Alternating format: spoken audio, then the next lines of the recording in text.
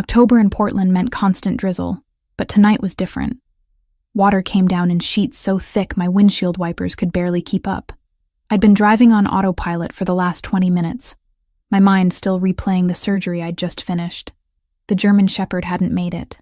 Despite everything I'd tried, despite 3 hours of cutting and stitching and praying, his heart had stopped on my table at 2:47 in the morning.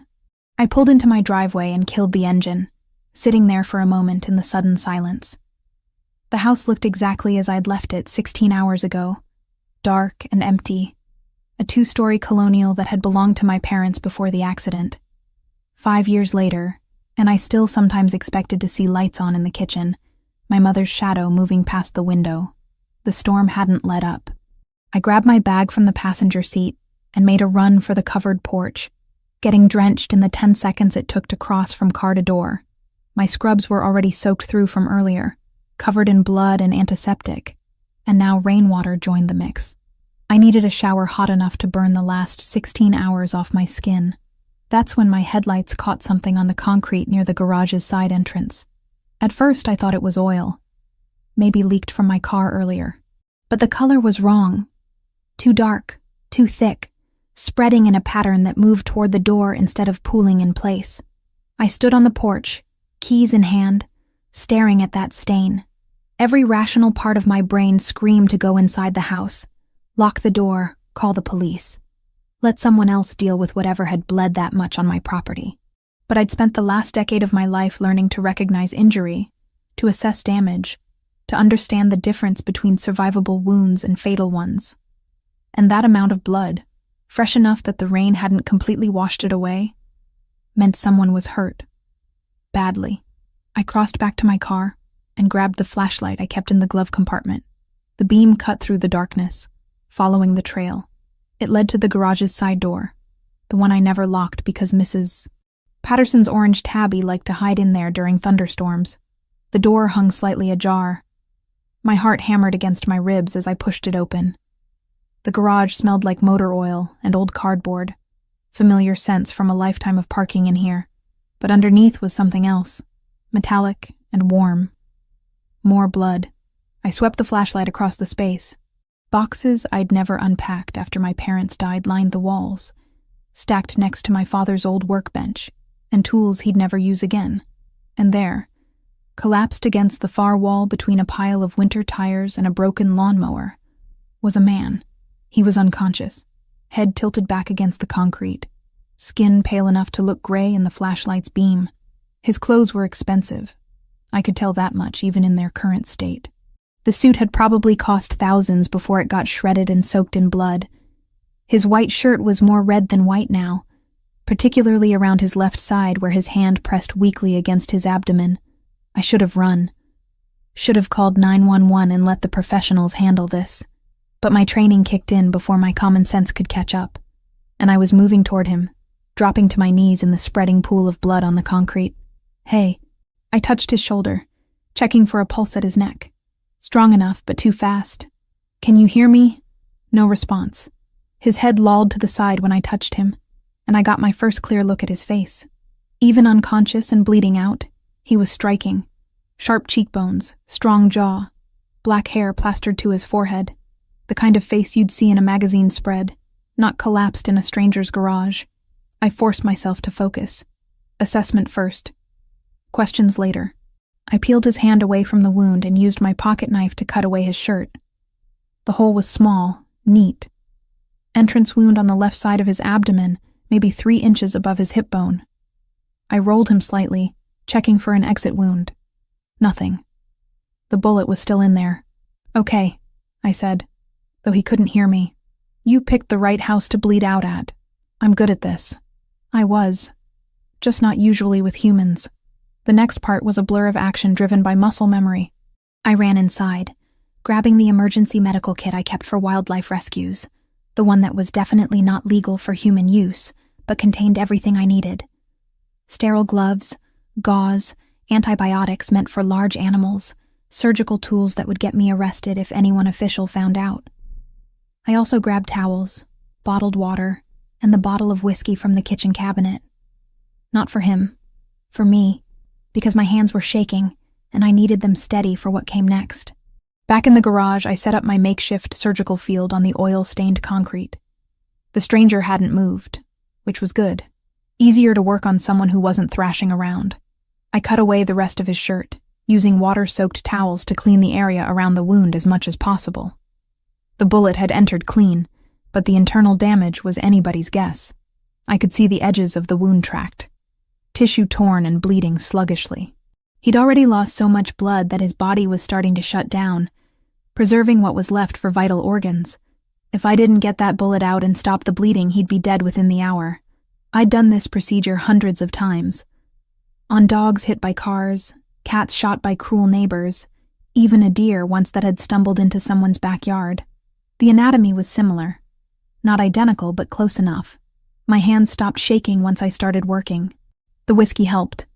One shot burning down my throat before I snapped on the surgical gloves. Then it was just me and the wound and the steady process of saving a life.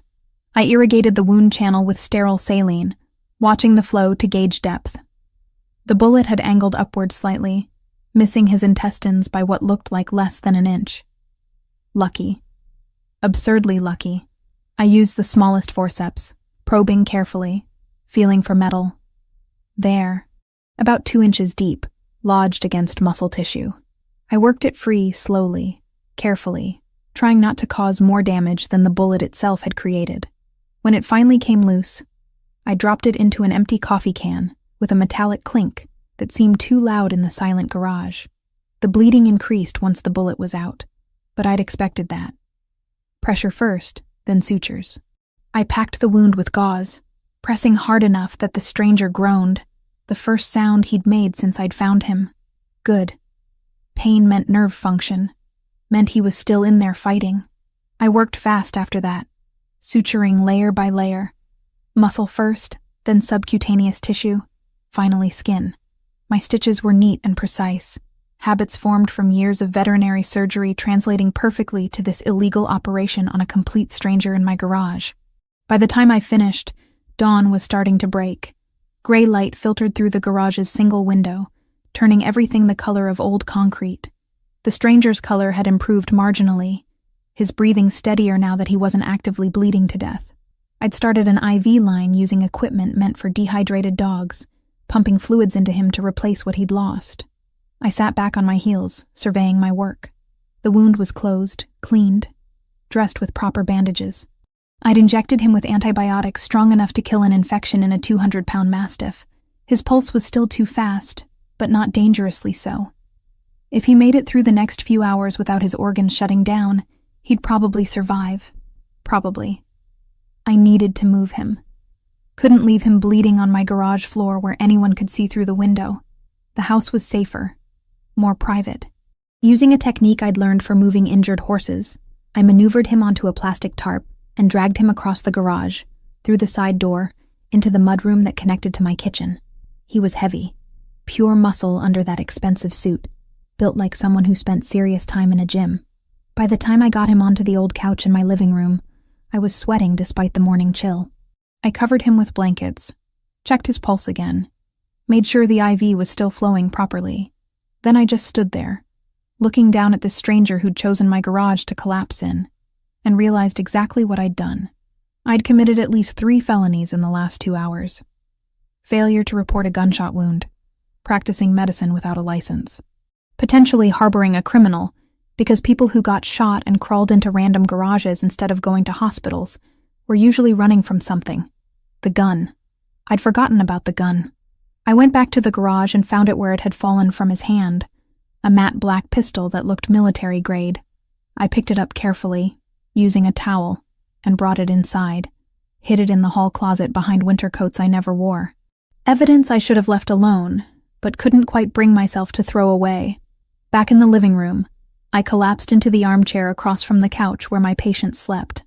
The adrenaline was wearing off, leaving me hollow and shaky. My scrubs were stiff with dried blood, his and the German shepherd's mixed together in brown stains that would never come out. I should call the police. Should explain what happened, that I found him like this, that I only did what any doctor would do when confronted with a dying patient. But I didn't reach for my phone. because somewhere between finding him and digging a bullet out of his gut, I'd made a choice. Maybe it was the exhaustion talking, or the grief from losing the shepherd earlier, or 5 years of living alone in a house full of memories. Maybe I was just tired of following the rules that had gotten me exactly nowhere. I watched him breathe, chest rising and falling with steady rhythm now. Whoever he was, whatever he'd done to end up shot and bleeding in my garage, he was alive. I'd saved him. The sun came up properly, golden light spilling through the windows, highlighting the dark hair that fell across his forehead. Even unconscious and wounded, there was something about him that demanded attention. The straight nose, the angular jaw, the way his body seemed coiled with potential energy even in sleep. I wondered who would come looking for him, if they'd come looking, if anyone even knew he was here. My phone buzzed from my bag, probably the clinic wondering where I was. I had appointments starting in 3 hours. I should shower, change, pretend everything was normal, go to work, and treat sick cats and limping dogs, and not think about the unconscious stranger currently bleeding through my couch cushions. Instead, I pulled the blanket up higher over his shoulders and went to make coffee. Because apparently I was the kind of person who saved bleeding strangers now, who committed crimes before breakfast, who looked at a man she'd found dying and decided he deserved a chance. The coffee maker gurgled and hissed, filling the kitchen with familiar sounds. I stood at the window, watching neighbors start their morning routines. Mrs. Patterson retrieving her newspaper, Mr. Kim starting his car for his commute downtown. Normal people doing normal things. And here I was, with a gunshot victim on my couch and blood drying under my fingernails. I should have been terrified. Should have been planning my escape, my explanation, my defense, when this inevitably blew up in my face. But as I poured coffee into my father's old mug and looked at the stranger who'd invaded my garage, all I felt was a strange sense of calm, like I'd been sleepwalking through the last 5 years and had finally woken up. Whatever happened next, at least it would be something different, something real, something that mattered more than appointments and rent and the slow, grinding routine that had become my entire world. I carried my coffee back to the living room and settled into the armchair, keeping watch. His color continued to improve as morning stretched into afternoon. The IV bag emptied, and I replaced it with another. His vitals stayed stable. Hour by hour, his body fought its way back from the edge. And I sat there, 29 years old and suddenly a criminal, watching him breathe and wondering what name I'd given life back to. 36 hours passed in a strange suspension of reality. I'd called in sick to the clinic, something I never did, claiming a stomach bug that would keep me home for a few days. The lie tasted bitter, but necessary. I couldn't exactly tell Dr. Morrison that I was monitoring a gunshot victim's vitals in my living room. The stranger slept through the first day and most of the second. I changed his IV bags when they ran dry, checked his temperature every 4 hours, monitored the surgical site for signs of infection. His fever spiked once, reaching 101.3, and I'd sat beside him with cold compresses for 3 hours until it broke. Professional distance should have kept me detached, clinical. But there was nothing clinical about the way my pulse quickened every time I had to touch his bare skin to check the wound. I was dozing in the armchair, my third cup of coffee gone cold on the side table, when he moved. Not a gradual stirring into consciousness, but an explosion of motion that sent me lurching backward, chair legs scraping against hardwood. He was on his feet before I could process what was happening. 1 second unconscious, the next standing in a defensive crouch despite the sutures pulling at his abdomen. His eyes swept the room with terrifying precision, cataloging exits, threats, weapons within reach. Landing on me last, assessing whether I was danger or victim. "Don't move," I said, hands raised, trying to keep my voice steady. "You're going to rip your stitches." He swayed, gravity and blood loss catching up to the adrenaline. His hand went to his side where I'd sutured him closed, feeling the bandages, the careful wrapping I'd done just hours before. Confusion flickered across his face, quickly buried under layers of control. "Where am I?" His voice was rough from disuse, deeper than I'd expected. There was an accent there, subtle but present. Mediterranean, maybe. "My house. You collapsed in my garage 2 nights ago. I'm a veterinarian." I removed the bullet and closed the wound. The words came out clinical, matter of fact, like I was explaining a routine procedure instead of confessing to multiple felonies. He took that in, processing. His gaze moved to the IV stand, the medical supplies scattered across my coffee table, the blood-stained towels I'd been too exhausted to throw away, back to me, reading me with the same precision he'd read the room. You should have called the police. Not a question.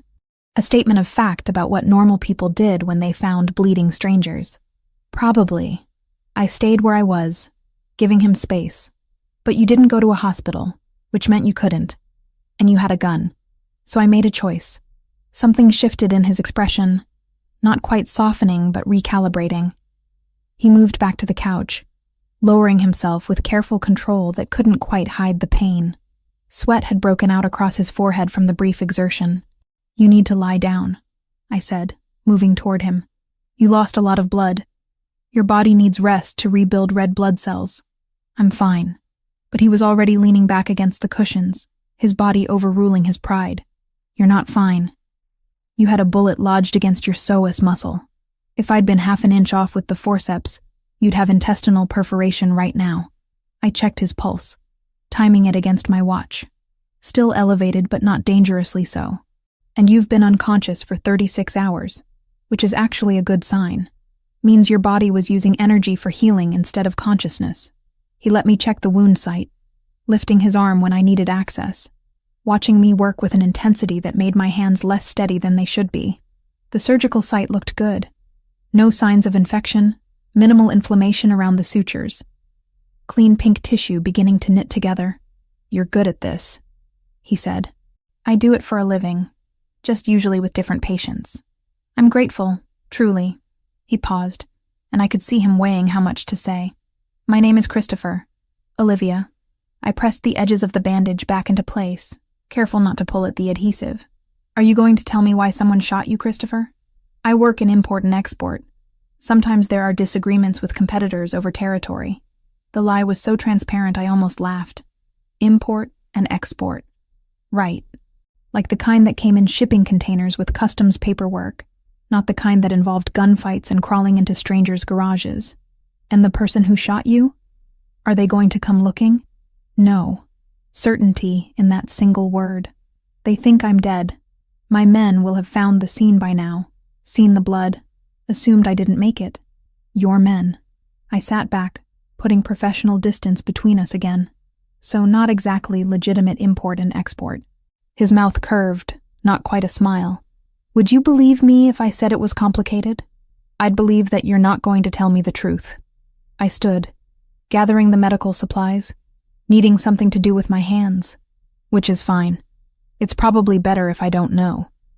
But I need to understand if I'm in danger, if someone's going to show up at my door looking for you. You're safe as long as no one knows I'm here. He shifted, testing his range of motion, wincing at the pull of sutures. How long do I need to stay? The wound itself needs at least 2 weeks before the sutures come out. But you should be able to move around carefully in a few days. I paused at the kitchen doorway. I have antibiotics. Veterinary grade, but they work the same. You need to take them religiously or risk sepsis. Understood. And you need to eat. Your body can't rebuild tissue without nutrients. I'll make something. I escaped to the kitchen, hands shaking now that the crisis moment had passed. He was awake, conscious, and somehow that made everything more real, more dangerous. A unconscious stranger was a medical problem. A conscious one was a choice I had to keep making. I made eggs and toast because it was simple, and he needed protein. When I brought the plate back to the living room, he was on his phone. Not the one I'd found in his jacket pocket, but a different one. Smaller, the kind you saw in spy movies. A burner. He put it away when I entered, but not before I caught a glimpse of a text message. Not in English. Italian, maybe, or something close to it. You had a phone this whole time, I said, setting the plate on the coffee table. Not one that matters. This is clean. Untraceable. He looked at the eggs like he wasn't sure what to do with food. My regular phone is probably in an evidence bag somewhere. The people looking for you. What will they do if they find out you're alive? Try to finish what they started. He picked up the fork, forcing himself to eat, despite clearly having no appetite. But they won't find out. Not from this address. You're not connected to my world in any way. I am now. Yes. He met my eyes, and there was something in his gaze that made my breath catch. You are. And I'm sorry for that. The next 2 days fell into an uneasy rhythm. I called the clinic again, extending my sick leave, and Dr. Morrison made concerned noises about stomach bugs lasting this long. I promised to see a doctor if it didn't improve. Another lie to add to the growing collection. Christopher healed faster than he should have. By the morning of the 3rd day, he was walking from couch to bathroom without assistance, moving with careful precision that suggested someone familiar with working through pain. His color had returned, the grayish pallor replaced by olive-toned skin that probably looked healthy when he wasn't recovering from nearly bleeding out. I changed his dressings twice a day, morning and evening, maintaining professional detachment that got harder every time I had to touch him. He had scars. Old ones, silver white against his skin. A puckered circular mark on his right shoulder that looked like an old bullet wound. Linear scars on his ribs that could have been knife wounds. Evidence of a life lived violently. How many times have you been shot? I asked while cleaning the surgical site on the 3rd evening. Including this one? 4 times. He didn't elaborate, but I could see him counting in his head, cataloging injuries like inventory. Most people don't get shot 4 times and live to talk about it. Most people aren't in my line of work. And what line of work is that exactly? He was quiet for a long moment, watching me work. I could feel his gaze on my face, measuring how much truth I could handle. Security, he said finally, for a family business. Sometimes people disagree with our methods. Security doesn't usually involve getting ambushed and shot. It does in my family. I finished taping the bandage and stepped back. The wound looked good, healing clean and fast.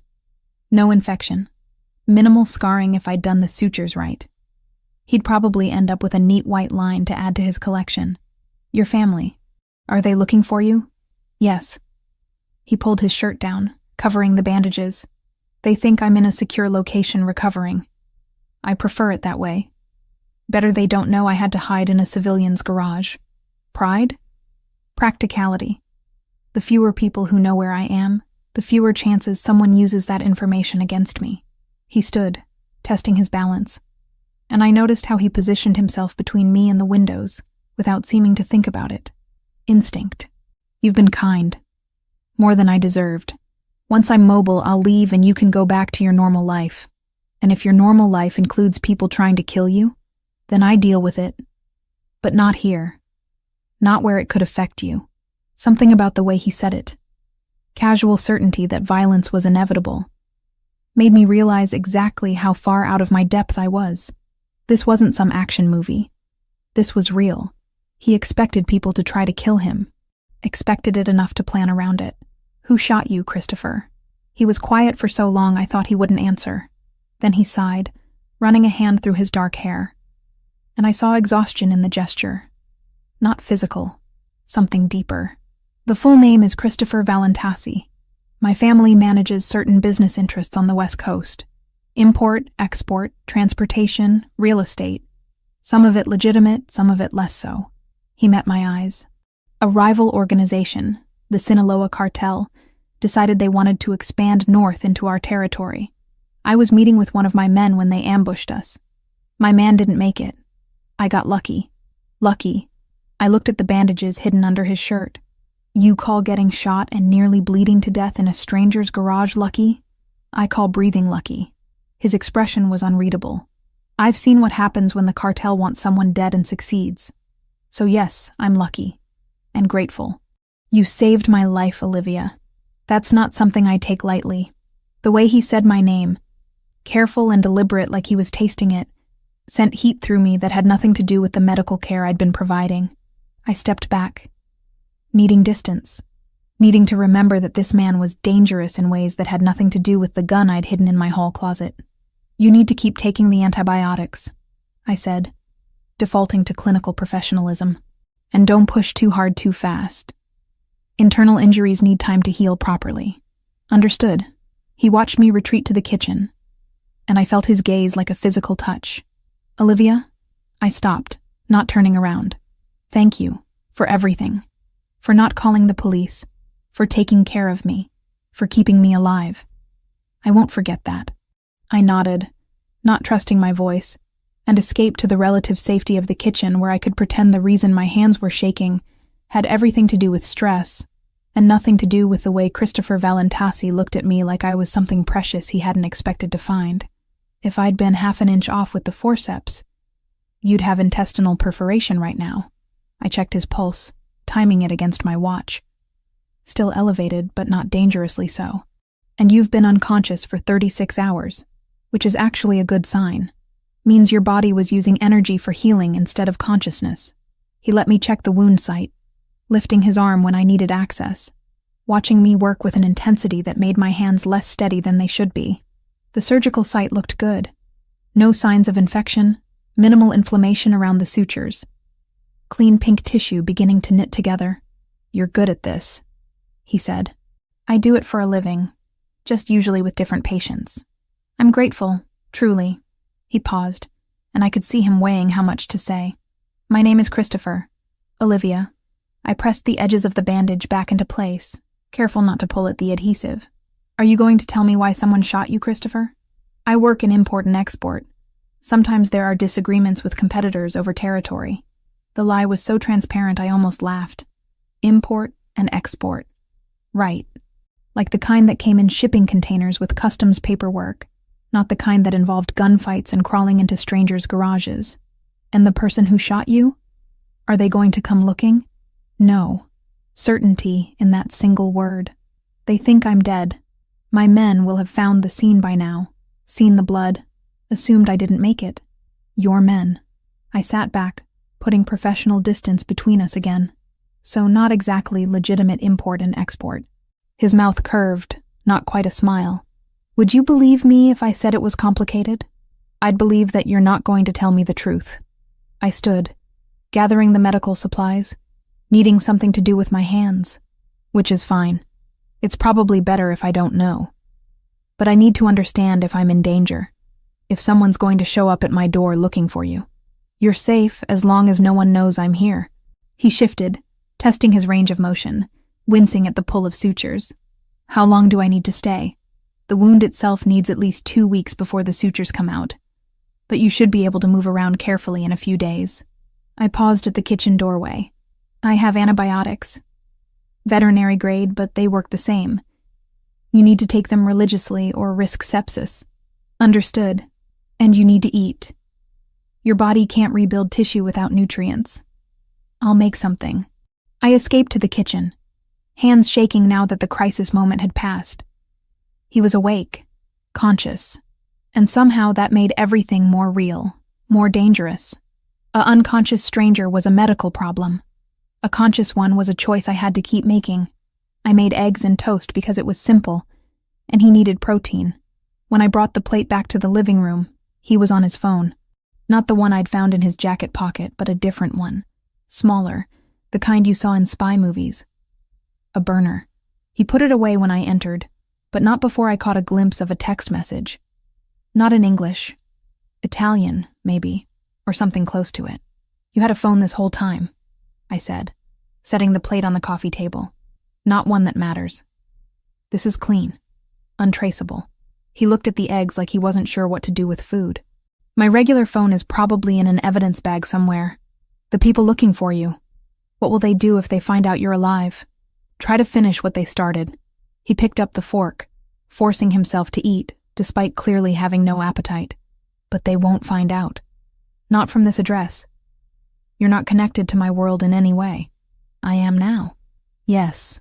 He met my eyes, and there was something in his gaze that made my breath catch. "You are. And I'm sorry for that." The next 2 days fell into an uneasy rhythm. I called the clinic again, extending my sick leave, and Dr. Morrison made concerned noises about stomach bugs lasting this long. I promised to see a doctor if it didn't improve. Another lie to add to the growing collection. Christopher healed faster than he should have. By the morning of the 3rd day, he was walking from couch to bathroom without assistance. moving with careful precision that suggested someone familiar with working through pain. His color had returned, the grayish pallor replaced by olive-toned skin that probably looked healthy when he wasn't recovering from nearly bleeding out. I changed his dressings twice a day, morning and evening, maintaining professional detachment that got harder every time I had to touch him. He had scars. Old ones, silver-white against his skin. A puckered circular mark on his right shoulder that looked like an old bullet wound. Linear scars on his ribs that could have been knife wounds. Evidence of a life lived violently. "How many times have you been shot?" I asked while cleaning the surgical site on the third evening. "Including this one?" "4 times. He didn't elaborate, but I could see him counting in his head, cataloging injuries like inventory. Most people don't get shot 4 times and live to talk about it. Most people aren't in my line of work. And what line of work is that exactly?" He was quiet for a long moment, watching me work. I could feel his gaze on my face, measuring how much truth I could handle. "Security," he said finally, "for a family business.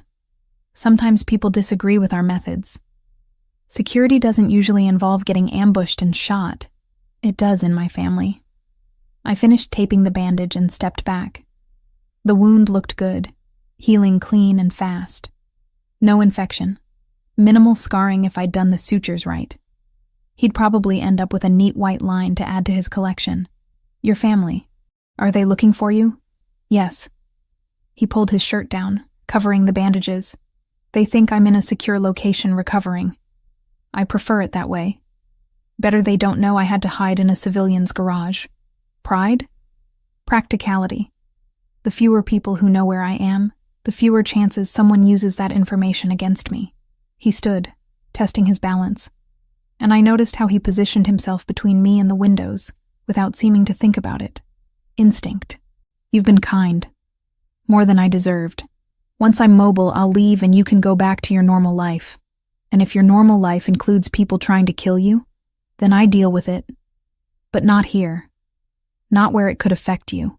Something about the way he said it, casual certainty that violence was inevitable, made me realize exactly how far out of my depth I was. This wasn't some action movie. This was real. He expected people to try to kill him.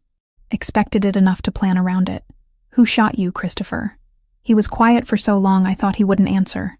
Then he sighed, running a hand through his dark hair. And I saw exhaustion in the gesture. Not physical. Something deeper. "The full name is Christopher Valentasi. My family manages certain business interests on the West Coast. Import, export, transportation, real estate. Some of it legitimate, some of it less so." He met my eyes. A rival organization, the Sinaloa Cartel, decided they wanted to expand north into our territory. I was meeting with one of my men when they ambushed us. My man didn't make it. I got lucky. Lucky. I looked at the bandages hidden under his shirt. "You call getting shot and nearly bleeding to death in a stranger's garage lucky. I call breathing lucky." His expression was unreadable. I've seen what happens when the cartel wants someone dead and succeeds. So yes, I'm lucky. And grateful. "You saved my life, Olivia. That's not something I take lightly." The way he said my name, careful and deliberate like he was tasting it, sent heat through me that had nothing to do with the medical care I'd been providing. I stepped back, needing distance, needing to remember that this man was dangerous in ways that had nothing to do with the gun I'd hidden in my hall closet. "You need to keep taking the antibiotics," I said, defaulting to clinical professionalism. "And don't push too hard too fast. Internal injuries need time to heal properly." "Understood." He watched me retreat to the kitchen, and I felt his gaze like a physical touch. "Olivia?" I stopped, not turning around. "Thank you. For everything.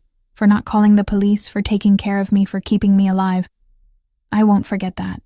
I nodded, not trusting my voice, and escaped to the relative safety of the kitchen where I could pretend the reason my hands were shaking had everything to do with stress, and nothing to do with the way Christopher Valentasi looked at me like I was something precious he hadn't expected to find. I returned from the clinic on the 6th day, to find my living room occupied by strangers. 3 men in dark clothing stood scattered around the space like chess pieces deliberately positioned for maximum tactical advantage. One near the window, another by the kitchen doorway, the third closer to Christopher, who was actually standing without support, near the fireplace. He wasn't the wounded man I'd been caring for. His posture had transformed completely. Shoulders squared, weight balanced perfectly despite the healing wound in his abdomen. He wore fresh clothes, a black button-down shirt, and dark slacks that someone had clearly delivered. His hair was no longer disheveled, but styled back from his face, revealing the sharp angles of his features in a way that made him look older, harder, dangerous. This was Christopher Valentasi, not my patient, the man who commanded rooms and people with equal ease. My keys slipped from suddenly nerveless fingers, clattering against the hardwood floor. Every head turned toward me. The three strangers assessed me with professional coldness, cataloging threat level and dismissing me in seconds. But Christopher's gaze held something different. Recognition. Concern. Something warmer that shouldn't exist between a crime boss and the woman who'd removed a bullet from his gut. Olivia. He said my name like an introduction and a warning simultaneously. These are associates. They were just leaving. The man nearest to me, built like a linebacker with graying temples and eyes that had seen too much, opened his mouth to protest. Christopher cut him off with a single word in Italian, sharp and final. The tone left no room for argument. Whatever authority Christopher held over these men, it was absolute. They filed out without another word, though the gray-haired one paused at the door to give me one last evaluating look that made my skin crawl. Then I was alone with Christopher, the silence stretching between us like a chasm. "How long have they known where you are?" I asked, not moving from my spot near the door. "They tracked the signal from my phone about 4 hours ago." I kept it off for as long as I could, but I needed to make contact. He moved toward me, careful and measured, testing his range of motion. I told them I was recovering at a secure location. They wanted to extract me immediately. I convinced them to wait. "Why?" "Because the moment I leave, you become a loose end." He stopped a few feet away, close enough that I could see the tension in his jaw, the way his hands flexed at his sides. "My men know about you now, which means eventually, someone else will too." The floor felt unsteady beneath me. I bent to retrieve my keys, needing something to do with my hands. The cartel, among others. I have enemies, Olivia, more than I can count. And they're very good at finding leverage. He waited until I straightened to meet my eyes. "I'm sorry. I never wanted to drag you into this world. But I'm in it now. Not a question. A statement of fact that tasted bitter on my tongue. Yes." I walked past him into the kitchen, dropping my bag on the counter with more force than necessary. 6 days ago I'd had a normal life. Boring, maybe, but safe. Predictable. Mine. Now there were men in tactical gear cataloging my address, my routine, my existence. "What happens now?" I asked, staring at the coffee maker like it held answers. Christopher followed, keeping that careful distance between us. "You have options. The first is protection. I can assign security to you, discreet but constant. They'll follow you to work, monitor your house, make sure no one gets close enough to use you against me. Living under surveillance." I laughed, but there was no humor in it. "Sounds delightful. The alternative is relocation. Complete identity change. New city. New life. My organization can handle everything. You'd be compensated financially for the disruption, and you'd be safe. Safe and alone in a place where no one knows me. Doing work I haven't trained for. Pretending my entire life up until now didn't exist." I turned to face him. "That's not a choice, Christopher. That's witness protection for a crime I didn't commit. It's survival. It's running." I gripped the counter edge, knuckles white. "I've spent 5 years in this house trying to hold on to what's left of my family, what's left of the life my parents built. The clinic, the neighborhood, Mrs. Patterson and her cat that hides in my garage. This is all I have. And you're telling me I have to give it up because you got shot and crawled into my garage? I'm telling you that staying here makes you a target." His voice hardened. "The cartel doesn't play games, Olivia. They'll take you, hurt you, use you to get to me. And they won't hesitate. Then maybe you should leave. Go back to your world and let me have mine back. It's too late for that. They already know the connection exists. We stared at each other across my small kitchen, the space that had always felt cozy, suddenly claustrophobic. I wanted to scream, to throw something, to rewind time to the night I'd found him bleeding, and make different choices, smarter choices, selfish choices that left him to bleed out while I called 911 and went to bed. But I couldn't, because despite everything, despite the danger and the fear and the absolute insanity of the situation, I didn't regret saving him. "I'll take the first option," I said finally. "The security. I'm not abandoning my life." Something flickered across his face. Relief, maybe, or satisfaction. "Good. I'll make arrangements." The next 3 days proved how thoroughly my life had been invaded. Men I didn't know followed me to work in unmarked sedans, parking in the clinic's lot and watching the entrance like hawks. A sleek security system appeared in my house overnight. Cameras and sensors and technology I didn't understand, but Christopher assured me was necessary. Even Mrs. Patterson commented on the nice young men who'd been around the neighborhood lately. Christopher stayed, recovering with alarming speed. By the 8th day, he was moving without visible discomfort, the sutures healing clean under bandages that needed changing less frequently. He should have left. His organization clearly wanted him back, but he kept finding reasons to delay. "I need to monitor the wound for infection," he'd said the first time I asked. "The security system needs calibration," he'd said the second time. By the third time, he just looked at me and said nothing, and I didn't ask again. We fell into a rhythm that felt dangerous in its domesticity. He cooked dinner most nights, elaborate Italian dishes that he prepared with the same focused precision he probably applied to everything else. Pasta carbonara with pancetta that melted on my tongue. Osso buco that fell off the bone. Tiramisu that he claimed his grandmother had taught him to make. "Didn't expect a crime boss to know his way around a kitchen," I'd said, watching him dice garlic with professional efficiency. "My nonna believed every man should know how to feed himself and the people he cares about." He'd smiled then, a real smile that softened the harsh lines of his face. She also believed in settling disagreements with wooden spoons, which probably explains my career path. We watched movies late at night, old films from my father's DVD collection. Christopher had opinions on cinematography and plot structure that surprised me. He quoted Coppola and Scorsese like scripture, pointed out continuity errors in mob movies with the authority of someone who knew exactly how that world actually worked. For stretches of time, I could almost forget, almost pretend he was just a man recovering from surgery, not a criminal whose phone buzzed constantly with messages that made his expression go cold and distant. Almost believe we were two normal people sharing space and meals and increasingly charged glances across dimly lit rooms. But reality always intruded. A call at 3 a.m. that he took in Italian, voice hard and commanding. A visitor who Christopher met at the door, speaking in low tones about shipments and territories. The gun he'd started carrying again, tucked into a holster at his back, where I glimpsed it whenever his shirt rode up. The breaking point came on the 11th day. I was at the clinic when my phone rang, Christopher's number on the display. "Come home now," he said without preamble. "Don't stop anywhere. Drive straight here." My stomach dropped. "What happened?" "Just come home. The security will follow you." The drive took 15 minutes that felt like hours. The unmarked sedan stayed close behind me, and I kept checking my mirrors for threats I wouldn't recognize if I saw them. My street looked normal when I pulled in. No cars out of place, no obvious danger.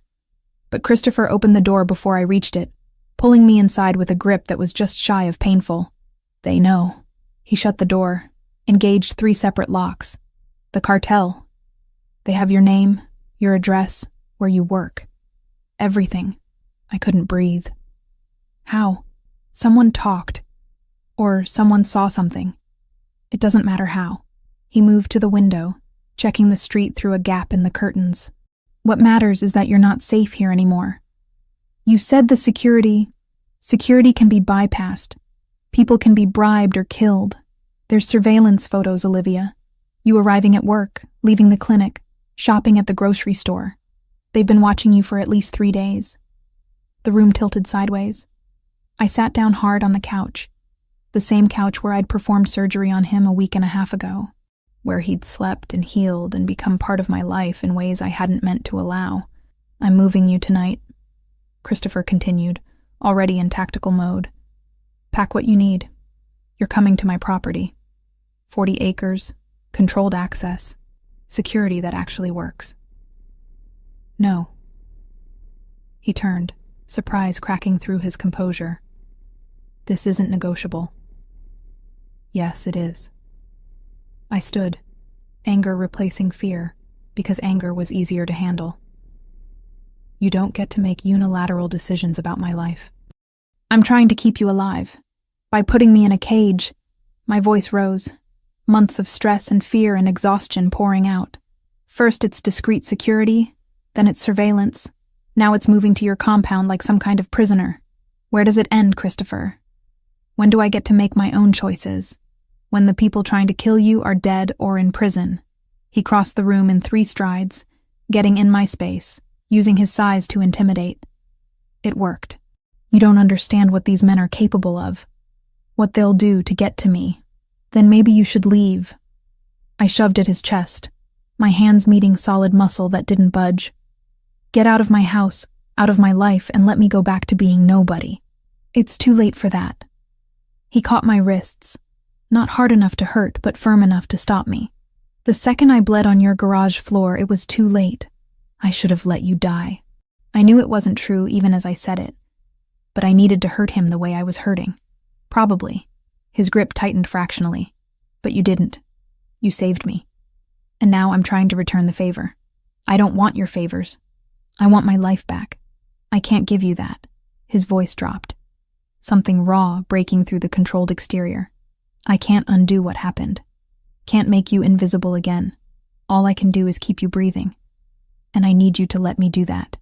"Why?" The question tore out of me. "Why do you care? You don't even know me." "Because you saved my life when you should have called the police." His eyes were too dark, too intense, boring into mine like he could make me understand through sheer will. "Because you risked everything for a stranger. Because every time you change my bandages, you're gentle even when I know you want to strangle me. Because—" He stopped, jaw clenched, clearly fighting against whatever he'd been about to say. "Because what?" I demanded, my heart hammering against my ribs. "Because I care about you more than I should." The admission came out rough, reluctant. "More than is smart or safe or sensible. And the thought of the cartel getting their hands on you makes me want to burn down half the city." The silence that followed was deafening. We stood there, my wrists still caught in his hands, breathing hard like we'd been running. Everything I should say died in my throat. This was insane. He was a criminal. I'd known him less than 2 weeks. Nothing about this made sense. But when I looked at him, really looked, I saw past the danger to the man underneath. The one who cooked his grandmother's recipes and quoted classic films and said my name like it mattered. The one who'd thanked me for saving him with genuine gratitude. The one who was trying, however clumsily, to protect me from a threat I couldn't fight alone. "I care about you too," I whispered. "And I hate that I do." He released my wrists, one hand coming up to cup my face instead. His palm was warm, calloused, careful. "Olivia," I kissed him before he could finish. Before either of us could think better of it. Before logic and fear and common sense could talk me out of something I'd been wanting since the first time I'd seen him awake and whole. He responded immediately, his other hand sliding into my hair, angling my head for better access. The kiss was nothing gentle, nothing tentative. It was weeks of tension and fear and proximity combusting between us. His teeth caught my bottom lip and I gasped, letting him deepen the kiss, tasting coffee and frustration and something darker that I couldn't name. When we finally broke apart, both breathing hard, his forehead rested against mine. "This is a terrible idea," I said. "The worst." His thumb traced my cheekbone. "But I'm done pretending I don't want you. We're still fighting about the security situation." "We are." He kissed me again, softer this time. "But we can fight about it tomorrow." Tomorrow. Like we had time for tomorrows. Like the cartel wasn't watching my house right now, planning how to use me against him. Like any of this could end in anything but disaster. But his arms were solid around me, and for the first time since finding him bleeding in my garage, I felt something other than afraid. I felt alive.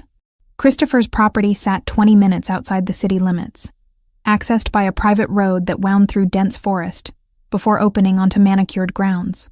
The house itself was modern, all clean lines and floor-to-ceiling windows that somehow managed to look both beautiful and fortified.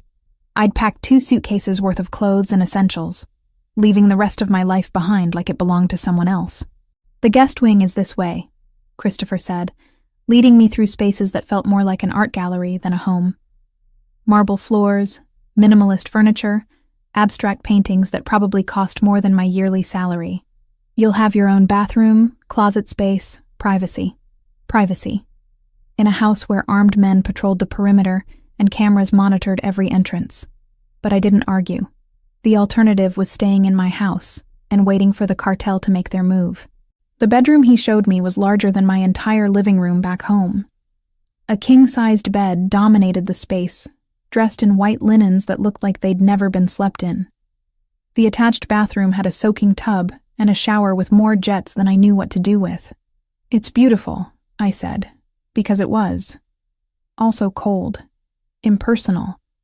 The kind of space designed for temporary occupants, not actual living. "I'll let you settle in." Christopher paused at the door, something uncertain crossing his face. "Olivia, I know this isn't ideal, but you're safe here. That matters more than comfort." He left before I could respond, footsteps fading down the hallway. I sat on the edge of the bed and stared at my suitcases, wondering how I'd ended up here. 3 weeks ago, I'd been a veterinarian with a boring, predictable life.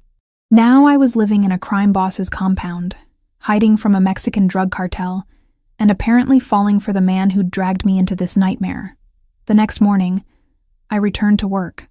Christopher had been adamant that maintaining my normal routine was important, that disappearing entirely would raise questions we didn't need asked. So I drove to the clinic with 2 of his men following in a black sedan, parking across the street where they could watch the entrance. "Doctor."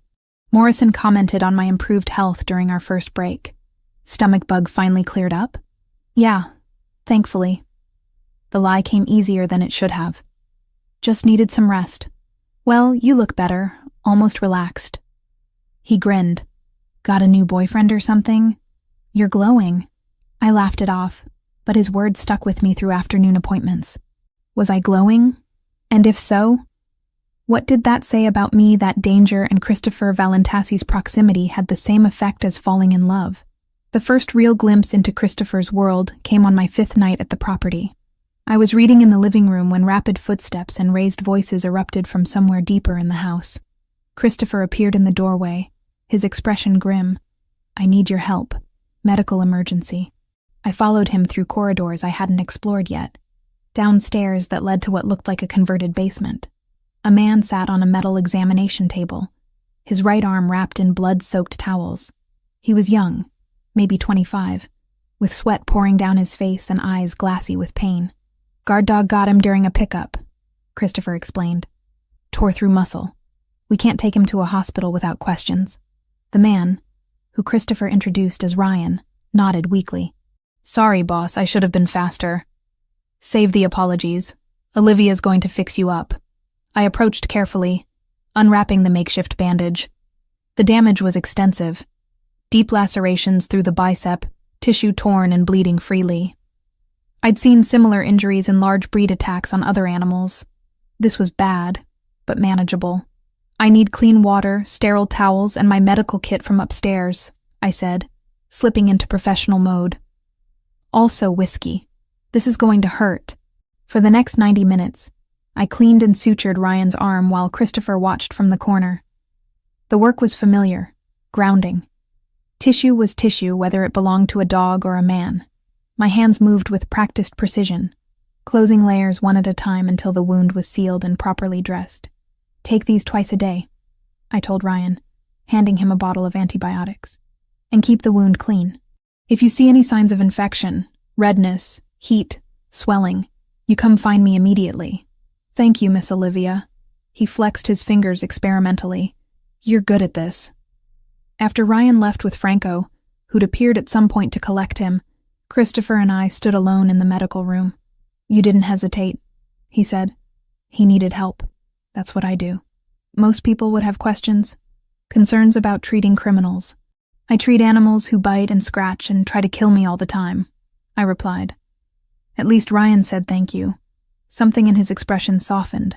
He crossed the room, standing close but not quite touching. You keep surprising me.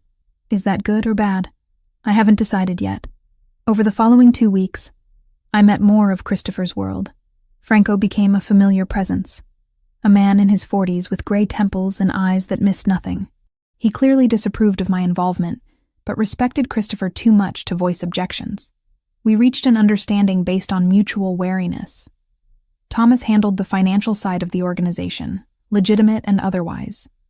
He was surprisingly normal, talking about investment portfolios and tax strategies, like we were at a cocktail party instead of in a house protected by armed guards. Then there was Gabriela. Christopher's sister arrived unannounced on a Saturday morning, breezing through the front door with the confidence of someone who belonged. She was 22, studying architecture at Portland State, with her brother's dark coloring and sharp features softened into something gentler. You must be Olivia, she said, looking me over with open curiosity. Chris never brings women here. I'm more of a security concern than a girlfriend, I replied. Right. Security. She grinned. That's why he checks his phone every 5 minutes when you're at work and gets that specific look on his face when your name comes up. Christopher, who'd appeared at the mention of his name, shot his sister a warning glare. Don't you have class? Not until Monday. I'm staying for dinner. She turned back to me. I want to hear everything. How you met, what you do, whether my brother has been a complete caveman about this whole protection thing. Dinner with Gabriela was surprisingly normal. She talked about her classes, complained about professors, asked me about veterinary medicine with genuine interest. For a few hours, I could almost pretend we were regular people having a regular meal. But reality always intruded. Christopher's phone buzzed constantly throughout dinner, messages that made his jaw tighten and his eyes go cold. The cartel was making moves, attacking businesses associated with the Valentasi organization. A warehouse fire in the industrial district. A shipment intercepted at the docks. Small strikes designed to provoke a response. They're testing you, Franco said during a meeting I wasn't supposed to overhear. Seeing how you react, I know what they're doing. Christopher's voice carried through the partially open office door. And I'm not giving them the war they want. Not yet. I listened from the hallway, understanding for the first time the impossible balance he maintained. Too aggressive, and he started a conflict that would leave bodies in the streets. Too passive, and he looked weak, inviting more attacks. Every decision carried weight, consequences that rippled through dozens of lives. The romantic tension that had been building since that first kiss grew unbearable. We slept in separate rooms, Christopher insisting on propriety, even as the air between us crackled with unspoken want. But there were moments. His hand at the small of my back when we passed in hallways. The way his eyes followed me when he thought I wasn't looking. Conversations that lasted until 3 a.m, sitting in the kitchen sharing coffee and pieces of ourselves we probably shouldn't reveal. 3 weeks after moving into his house, Christopher returned from a meeting that had clearly gone badly. I was awake despite the late hour, reading in the living room because sleep felt impossible. He came through the door with tension radiating off him in waves, jacket discarded, shirt partially unbuttoned, exhaustion and frustration carved into every line of his body. Bad night? I asked. They hit another location, killed 2 of my men. He poured whiskey with hands that weren't quite steady. Good men. One had a kid, 3 years old. I set my book aside and crossed to where he stood at the window. I'm sorry. Sorry doesn't bring them back. He drank, the alcohol disappearing in one swallow. I should have seen it coming. Should have had better security. You can't protect everyone from everything. I'm supposed to. That's the job. Keep my people safe, maintain territory, show strength. He turned to face me. But I'm distracted. Have been since you moved in. Can't focus when half my attention is on making sure you're safe. That's not my fault. I know. It's mine. For caring more than I should. The admission hung between us, raw and honest. I reached up, cupping his face in my hands, feeling the tension in his jaw, the exhaustion around his eyes. Christopher. Just his name, but it contained everything I couldn't figure out how to say. He kissed me like he was drowning, and I was oxygen. Hard and desperate, his hands in my hair, pulling me closer until there was no space left between us. I kissed him back with equal intensity, weeks of denial and attraction, and fear combusting into need that wouldn't be ignored anymore. We didn't make it to a bedroom, ended up against the wall, then on the couch, urgent and graceless, and exactly what we both needed. His hands mapped my body with reverence mixed with possession, and I gave as good as I got, learning the scars and planes of muscle I'd treated medically, but never touched like this. Afterward, we lay tangled together on the couch, breathing hard, the world outside temporarily forgotten. "This complicates things," I said. His laugh was rough. "Everything about you complicates things. Regret it? Not even a little." He pulled me closer. "But we should probably talk about what this means. Tomorrow. Right now I just want this." He kissed my forehead, a gesture so tender it made my chest ache. Tomorrow, then. We fell asleep there, wrapped around each other, and for the first time since finding him bleeding in my garage, I felt like maybe we'd figure this out somehow. The clinic had always been my sanctuary. 10 years of working there, first as a student intern, then as Dr. Morrison's associate, finally as a full partner when he'd offered me equity last year. The scent of antiseptic and the sound of barking dogs meant home more than my actual house ever had. But walking through the doors that Tuesday morning, I felt the sanctuary crack. 2 men sat in the waiting area, surrounded by legitimate clients with their sick cats and limping dogs. They didn't belong. Everything about them screamed wrong, from their expensive leather jackets to the way their eyes tracked my movement across the room with predatory focus. Dr. Turner, the receptionist, Jamie, looked nervous. "These gentlemen say they have an emergency. An injured animal in their car." I forced my expression neutral, professional. "What kind of animal?" The older man stood, his accent thick when he spoke.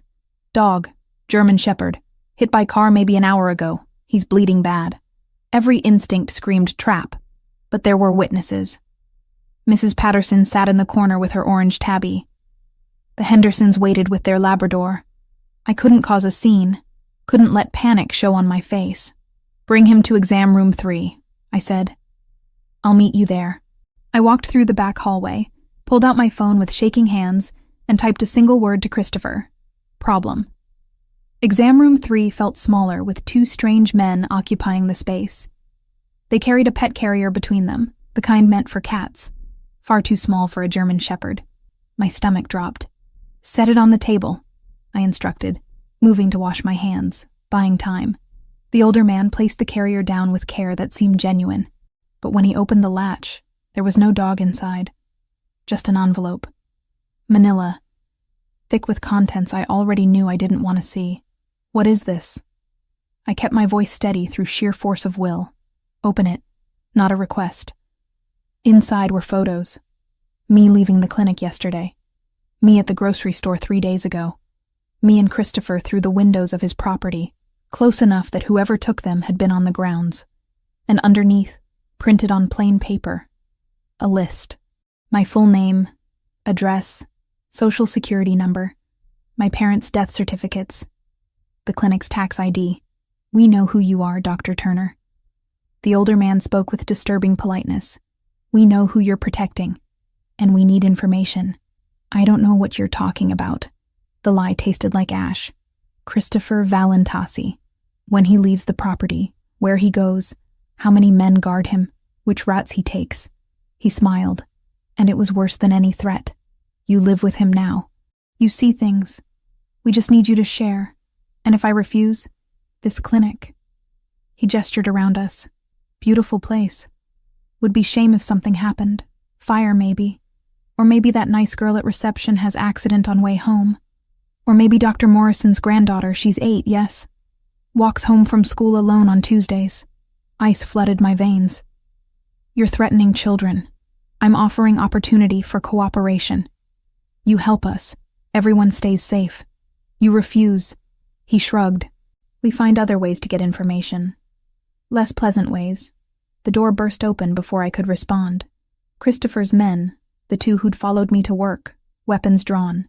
But the cartel men just smiled, hands raised in mock surrender. "We're leaving," the older one said. "Dr. Turner has our number. 48 hours to reconsider." They walked out past the armed guards like they were taking a casual stroll. By the time I got to the parking lot, they'd vanished into traffic. Before Christopher got there, I did the only thing I could live with. I pulled Jamie into my office, told her to take the week off, and had David arrange a quiet escort for Dr. Morrison's granddaughter on Tuesdays. I also filed an anonymous tip about 2 men casing a veterinary clinic with the local precinct, enough to nudge patrol cars past our block without inviting the kind of questions we couldn't answer. Christopher arrived 20 minutes later, Franco and 3 others with him. They swept the clinic for devices, questioned Jamie and the staff, took copies of the security footage. I sat in my office, hands still shaking, while Christopher paced like a caged animal. "They came into your workplace," he said, voice tight with barely controlled fury. "Threatened civilians. Mentioned Dr. Morrison's granddaughter by name." "What do we do?" I asked. "You don't do anything. You stay at the property where you're protected. I can't abandon the clinic. The animals need me, and disappearing suddenly will raise exactly the questions we're trying to avoid." I stood, facing him. "We need a different plan." Franco spoke from the doorway. "We could fortify the location. Cameras, armed security disguised as staff, monitor all approaches. Turn the clinic into an observation point," I added. "If they're watching me, we watch them back. Gather intelligence." Christopher looked at me like I'd suggested jumping off a bridge. "Absolutely not. You're not bait. I already am bait. At least this way we control the situation." The argument lasted another hour, but eventually he conceded. Over the next week, the clinic transformed. New cameras appeared in parking lot light fixtures. A new employee started, a man named David who moved like former military and always positioned himself near the entrance. Another patient waited in the lobby most days, reading magazines but really monitoring everyone who entered. The cartel's men came back twice. Once to check in, standing in the waiting area just long enough to remind me they were watching. Once to deliver another envelope, this one containing photos of Gabriella walking across campus. "They're escalating," Franco said after reviewing footage of the second visit. "Testing your resolve." Christopher wanted to pull me out entirely. I refused, partly because I meant what I'd said about the animals and the clinic, partly because something in me had hardened since finding him in my garage. I was tired of being afraid. The real breaking point came 3 weeks after the initial threat. A woman I didn't recognize brought in a German shepherd showing signs of acute poisoning. Vomiting, tremors, pupils dilated, classic toxicity symptoms. I rushed the dog into emergency treatment, administering activated charcoal and starting IV fluids while my tech assisted. During the exam, I found it. A small device clipped to the inside of the collar, hidden beneath fur. Not a regular GPS tracker. This was military grade, the kind Christopher's men used. I finished treating the dog, stabilizing him until the worst passed. Then I confronted the owner in the consultation room, door closed, David standing outside just in case. "Who gave you this dog?" I asked. "I don't. He's mine. Had him for 2 years. The device in his collar says otherwise. The fact that he was poisoned with ethylene glycol says otherwise." I leaned forward. "Who paid you to bring him here?" She cracked within 5 minutes. 2 men, Hispanic, offered her $500 to bring the dog to my clinic specifically. They told her to say he'd gotten into antifreeze. They poisoned him themselves. She'd watched them do it. But the money was too good to refuse. They said they just wanted to confirm you still worked here. She finished miserably. That you hadn't run away. I saved the dog. Kept him overnight for monitoring, called animal control about the woman, and went home to Christopher's property with a fury burning in my chest that wouldn't be extinguished. "They poisoned an animal," I said, pacing the living room while Christopher and Franco listened. "An innocent dog, deliberately poisoned him just to verify my location. What kind of people do that?" "Desperate ones," Christopher said quietly. "Or ones trying to provoke a response. Well, they got one. I'm done being scared. I want to help plan whatever you're doing next. I I want these people stopped." Franco and Christopher exchanged looks. Then Christopher crossed to where I stood, taking my hands in his. "If you're truly in," he said, "there's no backing out. This becomes your fight too. You understand that? It became my fight the second I pulled a bullet out of you." I squeezed his hands. "I'm in. Whatever it takes." Planning a coordinated assault on 3 cartel locations took weeks. Christopher disappeared into his office for hours at a time. Franco and Thomas cycling through with maps and documents and burner phones that got destroyed after single uses. I caught glimpses of the operation through half-closed doors and overheard conversations. Warehouse coordinates, guard rotations, police response times in the industrial district, because even Christopher's organization had limits to how much law enforcement attention they could manage. He kept most details from me deliberately. Plausible deniability, he'd said when I asked why I wasn't included in strategy meetings. If something goes wrong, you can honestly say you didn't know. I saved your life, and I'm sleeping in your bed. I think that ship sailed. Humor me. He'd kissed my forehead, a gesture that had become familiar over the past month. Let me protect you in the ways I still can. For the next few days, the detail ran leaner than usual. Christopher had redirected 2 of the day shift men to cover a dockside handoff tied to the upcoming operation, and my clinic runs dropped from 4 bodies to 2. It felt fine, routine even, until it didn't. So I focused on what I could control. The clinic ran smoothly under increased security. I treated animals, filed paperwork, pretended the armed guards in the parking lot were normal. David had become a fixture, his cover as a maintenance worker so convincing that even Dr. Morrison believed it. 5 days before Christopher's planned operation, everything fell apart. I left the clinic at 6:30, later than usual because of an emergency splenectomy on a Labrador. The sun hung low on the horizon, that golden hour light that made Portland look almost beautiful. My security detail waited in their usual spot. 2 men in a dark sedan parked with clear sight lines to the clinic entrance. I was halfway across the parking lot when the van appeared. It came from the side street adjacent to the clinic, moving fast but not recklessly. Professional, calculated, the kind of approach that didn't draw attention until it was too late. The security sedan's tires exploded simultaneously, both front wheels shredded by spike strips that materialized from nowhere. The men inside scrambled out, reaching for weapons, but they were already too slow. 3 figures in black tactical gear hit them with what looked like tasers, dropping both guards in seconds. Not killed, just neutralized. I ran, dropped my bag, and bolted back toward the clinic, but arms caught me from behind, lifting me off my feet. A cloth pressed over my mouth and nose, chemical smell burning my throat. I tried to fight, tried to remember the self-defense moves Christopher had taught me, but my muscles wouldn't cooperate. The world tilted sideways, colors bleeding together. Then nothing. I woke to the mother of all headaches, pounding behind my eyes like someone was using my skull for percussion practice. My hands were zip-tied behind my back, plastic cutting into my wrists. Concrete floor beneath me, cold and gritty. The space smelled like motor oil and rust. Industrial decay mixed with something organic that might have been mold. A warehouse, abandoned by the look of it, with high ceilings and broken windows filtering orange light from street lamps outside. 5 men occupied the space with me, positioned strategically around the perimeter. They spoke rapid Spanish, voices bouncing off metal walls. I understood maybe 1 word in 3, but I caught the important ones. Christopher. Money. Territory. Leverage. One of them noticed me stirring and called to the others. The oldest approached, squatting down to my level with a phone in his hand. He switched to English, heavily accented but clear. "Good. You're awake. Time to make a call." He held the phone up, recording video. Made me look at the camera while he explained in Spanish what they wanted, translating key points for my benefit.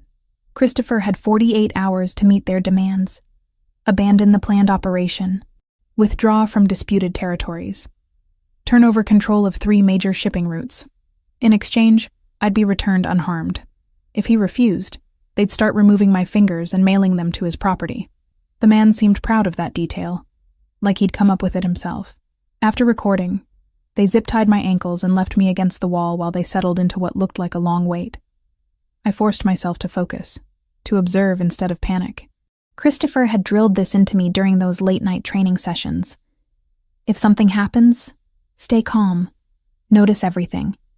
Information is survival. 5 guards total. They rotated in pairs, 2 sleeping while 3 stayed alert. 12-hour shifts based on when fresh men arrived with food and coffee. The warehouse had 3 exits I could see: main rolling door, side entrance, and what looked like a loading dock. Security cameras in 2 corners, but one had a dark screen. Dead or deliberately disabled, I couldn't tell. The guards kept checking their phones, monitoring something. They seemed nervous, constantly looking toward the windows like they expected company. Good. They should be nervous. Christopher wouldn't negotiate. He'd come for me, and he'd bring hell with him. Hours crawled past. They gave me water, but no food.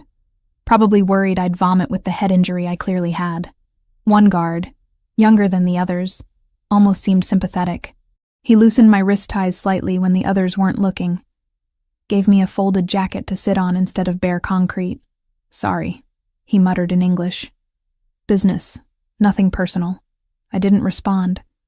Saved my energy for staying alert, for memorizing every detail I could about this place and these men. Somewhere across the city, Christopher would be receiving that video. I knew him well enough by now to predict his response. No panic, no negotiation.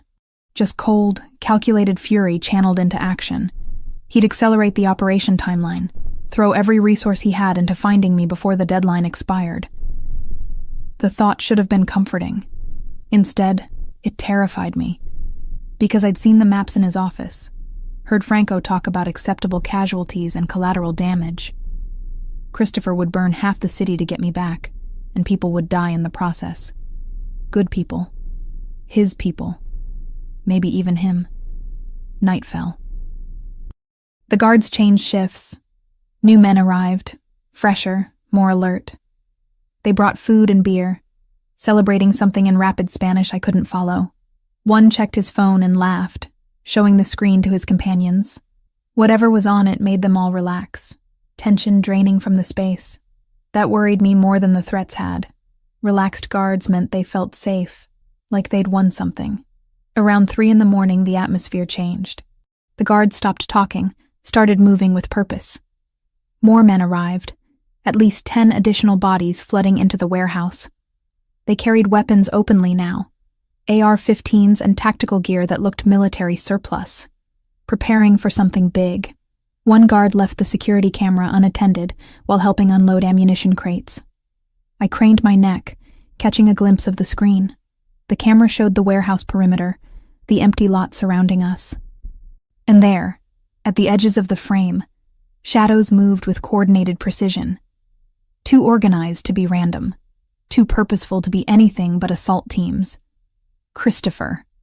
The explosion came without warning, a concussive blast that shook the entire structure. The rolling door blew inward, twisted metal and fire. The lights died instantly, emergency generators failing or deliberately killed. Chaos erupted in the darkness, shouting and gunfire from multiple directions simultaneously. I threw myself sideways, rolling toward the stack of shipping containers I'd been cataloging for the last 6 hours. The zip ties cut into my wrists and ankles, but I used core strength to keep moving, getting behind cover the way Christopher had taught me during those training sessions I'd thought were paranoid overkill. The firefight was brutal and brief. Christopher's men moved through the warehouse like ghosts, night vision giving them impossible advantage. I heard the cartel guards trying to coordinate defense, but they were fighting blind against opponents who could see perfectly. One by one, the gunfire reduced, until only screams and commands in Italian remained. "Olivia!" Franco's voice cut through the chaos. "Olivia Turner, respond." "Here!" I shouted from behind the containers. "I'm behind the blue containers near the east wall." Light flooded my hiding spot, tactical flashlight attached to Franco's rifle. He swept the area, confirmed I was alone, then lowered the weapon and moved to my side. A knife appeared from somewhere, slicing through the zip ties with one clean cut. "You hurt?" he demanded, checking me over with clinical efficiency. Headache. Dehydrated. Nothing serious. Can you walk?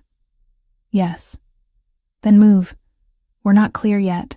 He half guided, half carried me through the warehouse, past bodies I tried not to look at, through corridors slick with spent brass and God knew what else.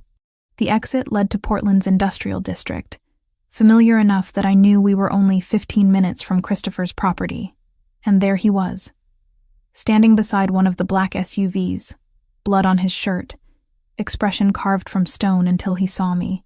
Then something cracked, composure shattering into relief so intense it was almost painful to witness. I ran the last few yards. He met me halfway, arms crushing me against his chest hard enough to hurt. I didn't care. I was shaking, and he was shaking, and for a moment the war zone around us ceased to exist. You came, I said stupidly. Always. His voice was rough, destroyed. Always, Olivia. He held me while his men finished securing the area, while ambulances arrived for the injured, while Franco coordinated cleanup with contacts in local law enforcement, who'd conveniently show up late to file reports. I didn't ask how that worked. Didn't want to know.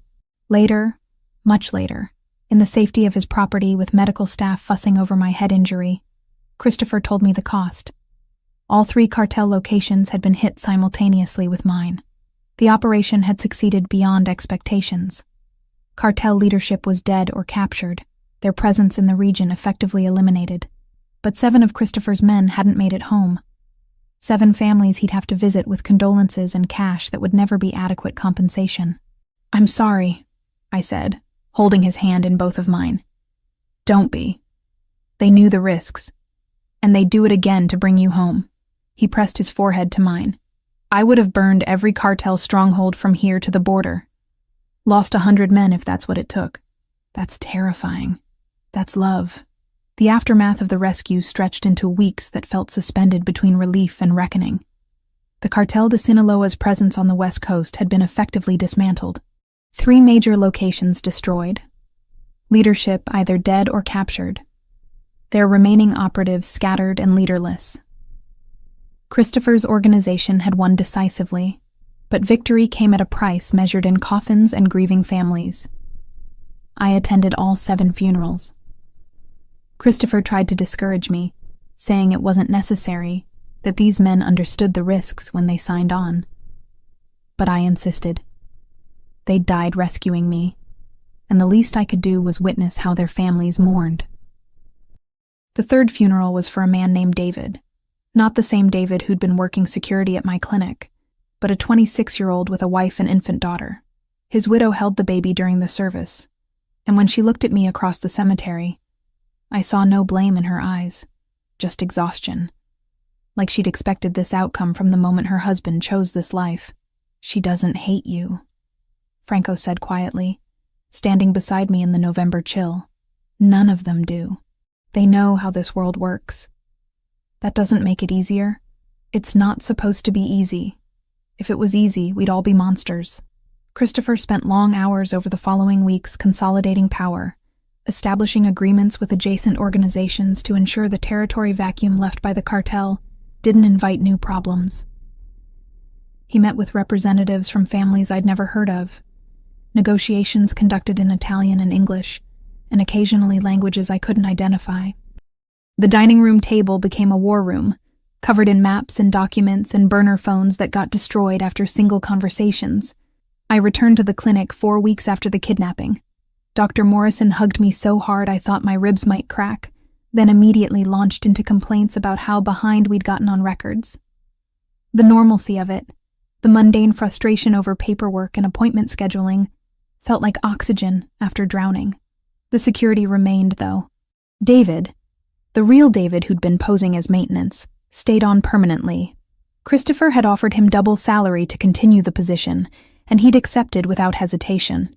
2 other guards rotated through shifts, always present but increasingly invisible as I adjusted to their constant presence. Patients didn't notice. Or if they did, they assumed the clinic had simply upgraded security after some incident. Portland wasn't exactly known for low crime rates. 6 weeks after my rescue, Gabriella showed up at Christopher's property unannounced, which seemed to be her preferred method of arrival. She found me in the kitchen making coffee, Christopher having disappeared into his office hours earlier for meetings I wasn't privy to.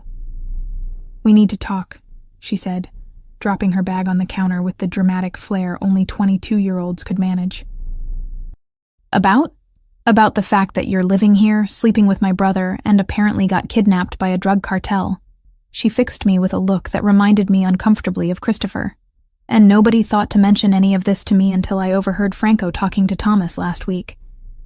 I poured 2 cups of coffee, buying time to figure out how much I should reveal. "Your brother was trying to protect you, keep you separate from the dangerous parts of his life." "I've been separate from the dangerous parts of his life since I was born." She accepted the coffee. "He paid for private schools, made sure I got into a good college, set up a trust fund that means I'll never have to worry about money. He's a great brother. But he forgets that protection and isolation aren't the same thing. He loves you. That's why he keeps you away from this. I know he loves me, but I'm not stupid, Olivia. I've known what Chris does since I was 15. I just pretend not to because it makes him feel better." She sipped her coffee. "So now I want the real story. How you met, why you're here, what happened with the cartel." I told her. Most of it anyway. Finding Christopher bleeding in my garage, the surgery, the recovery, how his world had swallowed mine piece by piece until there was no separation left between us. She listened without interrupting, processing information with the same sharp intelligence her brother possessed. "You love him," she said when I finished. Not a question. "Yes, and he loves you. Which is why he nearly burned down half of Portland to get you back." She set her cup down. "Okay, I can work with that." "Work with what?" "The fact that you're apparently permanent. Which means I need to stop treating you like one of Chris's random associates and start treating you like family." She grinned. "Fair warning. I'm a terrible influence. Ask Chris about the time I got him arrested when I was 16. "You got him arrested?" "Long story involving fake IDs and a very understanding judge who owed our father a favor." She stood, gathering her bag. "But the point is, you're stuck with me now. Weekly dinners, occasional shopping trips, the whole sister-in-law experience. We're not married. Yet. Give it 6 months." She kissed my cheek. "Welcome to the family, Olivia." Christopher emerged from his office an hour after Gabriella left, looking exhausted in a way that had nothing to do with physical tiredness. I was reading on the couch, same spot where I'd performed surgery on him months ago, back when he was just a stranger who'd bled on my garage floor. "Bad meeting?" I asked. "Necessary meeting." He sat beside me, pulling me against his side with casual possessiveness that had become natural over the past weeks. "Finalizing agreements with the other families, making sure everyone understands the new territory boundaries." "Is it done? The war with the cartel? As done as these things get. There's cleanup still, stragglers who need to be dealt with, but the organization itself is finished here." He was quiet for a moment. "I'm pulling back." I sat up to look at him properly. "What does that mean?" "It means I'm delegating more to Franco and Thomas.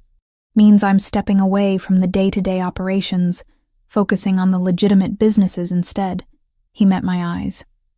"It means I'm choosing a different kind of life, one where I come home at reasonable hours and don't have to plan military operations over dinner. Because of me. Because of you. Because I'm 34 years old and I've been doing this since I was 20. Because I've lost too many good men, and I'm tired of attending their funerals." He cupped my face in his hands. "Because I want a future that isn't just survival. I want mornings and arguments about whose turn it is to make coffee, and maybe eventually kids who inherit your eyes and my terrible sense of humor." My throat tightened. "You're talking about a life."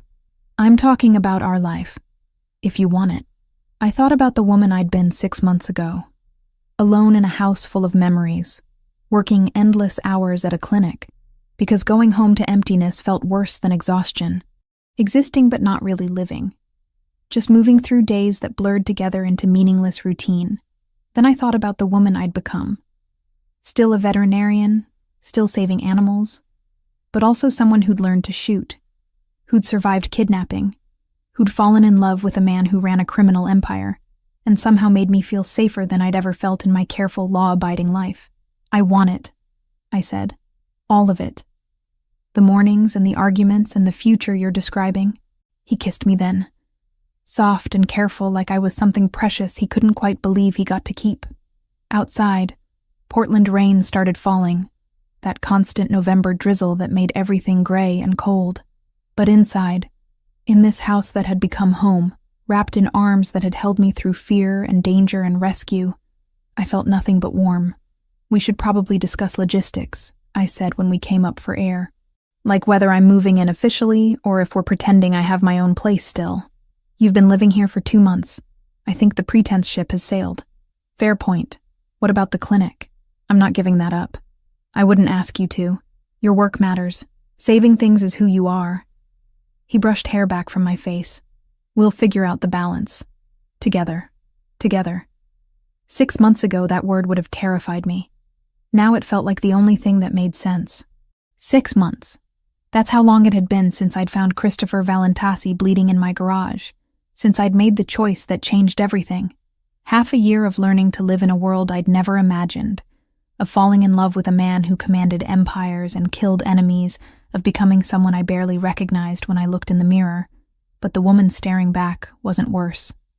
Just different. Stronger, maybe. More certain about what mattered. The weeks after my rescue had brought a strange kind of peace.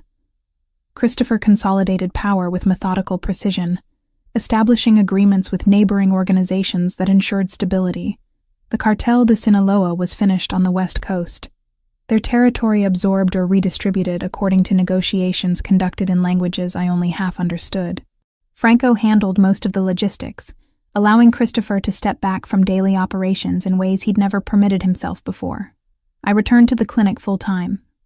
Dr. Morrison welcomed me back with complaints about backlogged paperwork and a waiting room full of anxious pet owners. The normalcy of it, the routine of examinations and surgeries and explaining treatment plans to worried families, grounded me in ways nothing else could. This was who I'd always been, the core of myself that even kidnapping and gunfights couldn't erase. The security remained, though. David was permanent now. His cover as maintenance staff so convincing that patients asked him for help with everything from parking advice to fixing the automatic doors. 2 others rotated shifts, always present, always watching. I'd stopped noticing them after the first month, their presence as natural as the clinic's familiar antiseptic smell. Christopher's organization revealed itself to me in layers. Not just the criminal enterprise I'd glimpsed during crisis, but the complex network of legitimate businesses, real estate holdings, and community investments that supported dozens of families. The violence was real, undeniable, but so was the structure that kept neighborhoods stable, that provided jobs when legal options disappeared, that protected people the system had failed. I found my place in that structure organically. When Christopher's men got injured in ways that couldn't be explained to emergency room doctors, I treated them. My veterinary skills translated surprisingly well to human medicine, and my willingness to work without questions earned respect that money couldn't buy. Franco stopped looking at me like a liability and started including me in conversations about security protocols. Thomas asked my opinion on investments, recognizing that my outsider perspective caught blind spots they'd developed through years of immersion. I became Christopher's bridge to normalcy, his connection to a world beyond territory disputes and strategic alliances. When tensions flared between his organization and a rival family over some perceived slight, I was the one who suggested dinner instead of violence, negotiations over wine instead of bullets. It worked more often than anyone expected. The real test came on a Tuesday in March, 3 months after my rescue. Gabriela showed up at the property in tears, her usual confidence shattered. A graduate student in her architecture program had been stalking her for weeks, following her across campus, showing up at her apartment building, sending messages that escalated from uncomfortable to threatening. The university's security had filed reports but taken no meaningful action. Christopher's response was immediate and violent in its intent. He had the student's full background within an hour: address, family members, daily routine, weaknesses that could be exploited. He was planning something that would solve the problem permanently, in ways that made my stomach turn. "No," I said, stepping between him and Franco, who'd been receiving orders. Not this time. He threatened my sister, and we're going to handle it, but not your way. I turned to Gabriella, who watched us with wide eyes. Do you have documentation? Texts, emails, witness statements? Some. But the school says it's not sufficient for disciplinary action. Then we make it sufficient. I looked at Christopher. Your organization has lawyers, right? Good ones who know how to apply pressure without breaking laws. Thomas, who'd been quiet in the corner, spoke up. We have an entire firm on retainer. Specialists in everything from contracts to civil rights violations. Get them involved, file formal complaints with the university, document every incident with legal precision, threaten lawsuits for failure to protect students. I was thinking out loud now, assembling a strategy from years of watching how the system actually worked. And Christopher, your resources can make things uncomfortable for the student without touching him.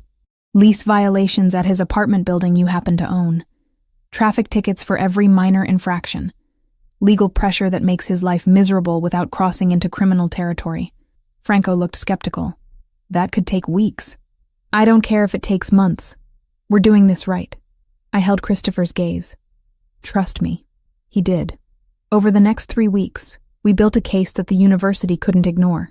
The lawyers documented harassment with legal thoroughness that made the school's previous inaction look like negligence.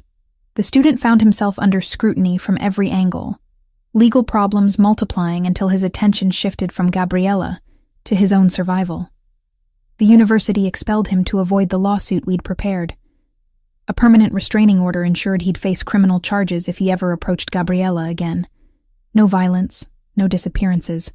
Just systematic legal pressure that achieved everything Christopher's original plan would have, without adding bodies to his conscience.